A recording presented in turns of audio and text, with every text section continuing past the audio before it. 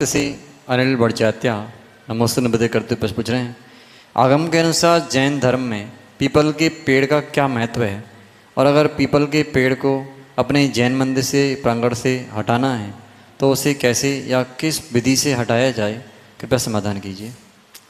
देखिए, पीपल के पेड़ को जिन शासन में एक इंद्रिय जीव ही स्वीकारा, इसके आगे कुछ नहीं।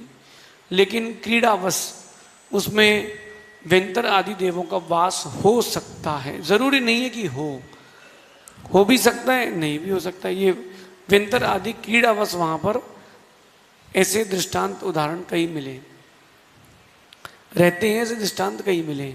अगर मंदिर आदि प्रांगण में है तो वास्तु वालों को बुला करके और व्यवस्थापकों को ऐसा व्यवस्था करना चाहिए कि उस पेड़ को कहीं और प्लांटेशन कर दें, उसके भी जीव की भी हिंसा नहीं हो और काम हो जाए।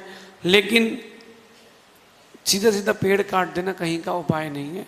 विद्वान आदि को आकर के भी अगर आप कर सकते हैं, वास्तु वाले को बुला करके उसके ऑप्शंस खोज सकते हैं।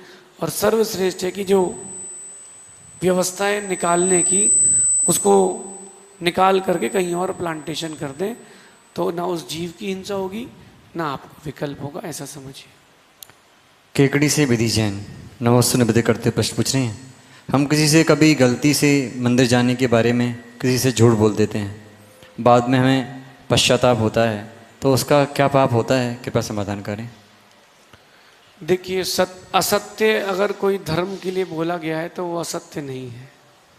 अगर किसी जीव की रक्षा के लिए और धर्म आदि की प्रवृत्ति के लिए अगर असत्य का प्रयोग किया गया है और उसमें भावना उसके पीछे सही छुपी है तो उसमें कोई दोष नहीं है। लेकिन इतना ध्यान रखें, धर्म ध्यान अपना चलता रहे।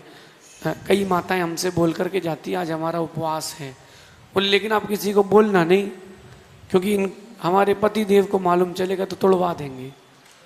तो वो कई बार माताएं ऐसा भी करती हैं, कई बार दान भी दे जाती हैं और चुपचाप कमेटी को बोलती किसी को बताना नहीं, आप तो गुप्त दान कर दो।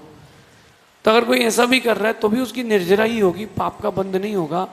और जो असत्य बोलने का आपकी अपेक्षा से देखा जाए, क्योंकि मनोयोग तो वचन योग तो असत्य था, तो पाप भी पुण्य रूप संक्रमित होगा, क्योंकि अपनी भावना पवित्र है, ऐसा समझिए। जयपुर से श्रेया जैन नमोस्तु निवेदन करते हुए प्रश्न पूछ रहे हैं, मैं जिस परिवार में विवाह करना चाहती हूँ वो श्वेतांबर पर लड़का और उसका परिवार दिगंबर, हम धर्म को वैसे ही फॉलो करते हैं जिस प्रकार हम लोग कर रहे हैं, आना जाना दिगंबर साधुओं के यहाँ आना, ऐसा सब होता है, क्या ऐसे में शादी करना चाहिए या नहीं।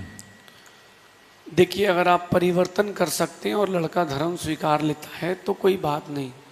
लेकिन अगर धर्म का परिवर्तन नहीं करते या फिर धर्म नहीं स्वीकारते हैं तो जिन शासन इसकी आज्ञा नहीं देगा, सच्ची श्रद्धा को छोड़ करके हम कहीं और नहीं जा सकते और ना जाना चाहिए। आगम और परंपरा में प्राचीन में बहुत दृष्टांत आते हैं कि विदर्भी राजा ने जब कन्या मांगी तो लोगों ने नगर बदल लिया लेकिन अपनी कन्या नहीं दी।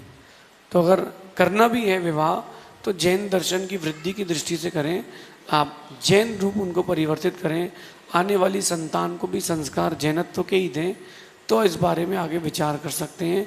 अगर वो पूर्णतः जैनत्व स्वीकारे, दिगंबरत्व स्वीकारे, तो अपन इस बारे में विचार कर सकते हैं।